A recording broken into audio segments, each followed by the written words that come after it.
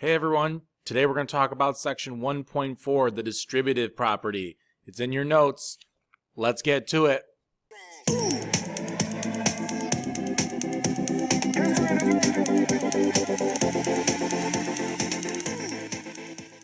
Alright, so let's take a look at section 1.4, the distributive property. Again, these videos are highlights of the notes. The full notes were given in class. A copy of the notes will be on the Teams page. This is just a quick review with me guiding the lesson. Let's take a look at this first one. Number 3. Let's go over the basics of the distributive property. When you have a term that's directly outside of a parentheses that's touching it, it's multiplying to whatever terms are on the inside. So I'm going to draw those arrows to indicate that I'm going to be multiplying 3 times 2y and then 3 times negative 5. So I'm going to go ahead and do that. 3 times 2y is 6y. 3 times negative 5 is negative 15. I'm going to check to see if I can do anything else. 6y cannot subtract by 15. They're not what we call like terms, so that's it. This would be the answer. Easy enough example for that first one. Now I'm going to jump over to number 3. Number 3 looks a little different, but it's still the same type of problem. This time, the distributing term is on the back side. So this 5 that's in parentheses on the back side, I'm going to distribute in. It really doesn't matter where it is. As long as it's touching that parentheses, it's going to be multiplying. Negative 3 times 5 is negative 15.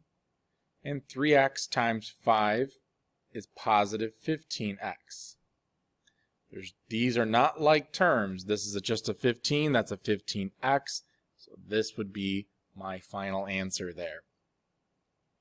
So far, so good. Hopefully this is just a kind of a review of a skill you learned in a previous year. Number 5, I want to include this one because sometimes it can be tricky. When you have a minus sign on the outside of a parentheses, that negative is distributing to the parentheses. If you take a look, this, I'm going to draw a little extra note, is the same thing as it's saying negative 1. So when I decide to distribute here, I'm distributing a negative 1 to both terms. Negative 1 times positive 1y is now a negative 1y. Negative 1 times negative 1x is positive x. Another way to look at a negative sign is kind of saying the opposite. The opposite of positive y is negative y. The opposite of negative x is positive x. These are obviously not like terms, so this would be my final answer for this question. Negative y plus x. Alright, so let's take a look at the next one. I'm going to go straight down the notes to number 8. This problem at first will look scary. It's got a lot going on, but you know what? We're just going to take these problems one step at a time. So if I take a look at this first one, negative 4, I'm going to, since it's touching the parentheses, I'm going to distribute that into the problem.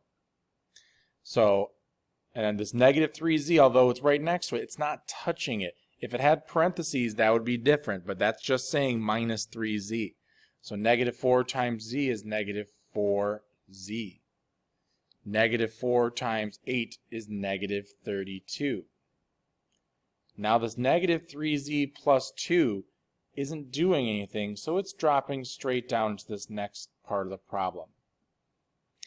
Now the difference between this problem and the other examples I've done so far is this problem, after I'm done distributing, I have what we call like terms. Since these terms are similar, I can actually combine them together in this problem. So I'm going to highlight the terms that are alike. Negative 4z is like negative 3z. So when I combine them, I'm just going to do what it says. Negative 4 minus 3 is negative 7z. So when I do these, sometimes I like to cross off the ones I've used so I don't accidentally use them again. Taking a look at the next part, what I have left, negative 32 plus 2 is negative 30. Now I'm all done because my terms are combined. On the next page of the same notes, you can see there's a new direction on here, and I wanted to cover that before I got into the problem. We're still going to be doing the same work, but there's a new direction. It says for problems 1 through 9, rewrite each expression in the form ax plus b. That's indicating that we want to have our variable term first and our constant term, the term without a variable, second. This is very helpful when we get later in the year when we talk about graphing and linear equations. So it's a good habit to start to get into this now. So let's take a look at this first one. I do see some distributing I have to do right away because I have a number on the outside of parentheses.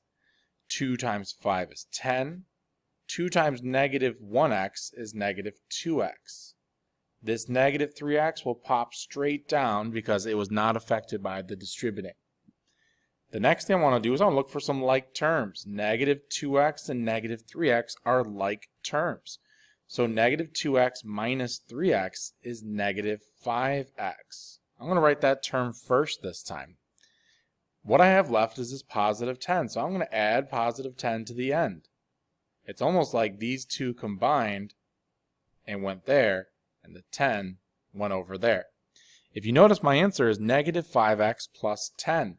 If I didn't rearrange it, it would look like this. And it would still be correct, but the directions want it to look like this. So when the directions say ax plus b, we want that variable term to be first. The last example I'm going to show you is number 1 on the third page of the notes, page 11.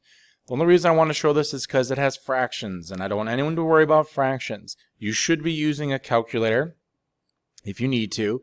The directions do state that it should be ax plus b, just like the previous page, so we're going to keep with that. So I'm going to go ahead and draw my distributing arrows to the numbers. 1/2 times 6. So if you don't know this, you can plug in your calculator, but I like to think, what's half of 6? Half of 6 is 3. 1/2 of negative x. Well, since this is a variable, we're going to say minus 1/2 x. 1/2 times negative 1 is negative 1/2. That positive x on the end comes straight down because it was not inside the parentheses. Just like the last few examples, we're going to look for terms we can combine. These terms both have x's. Negative 1/2 x plus x is positive 1/2 x. It's kind of like 1 minus a half. The 3 over here is a positive. I'm going to tack that on the end there because I want my answer to be an ax plus b. And there you go. There's the answer. Now there's varying difficulty on this page. There might be more distributing or less distributing, but the work is still the same. If you see parentheses, multiply to all the terms on the inside. Once you're complete, look for terms you can combine together. And when you're combining terms, you're adding and subtracting only.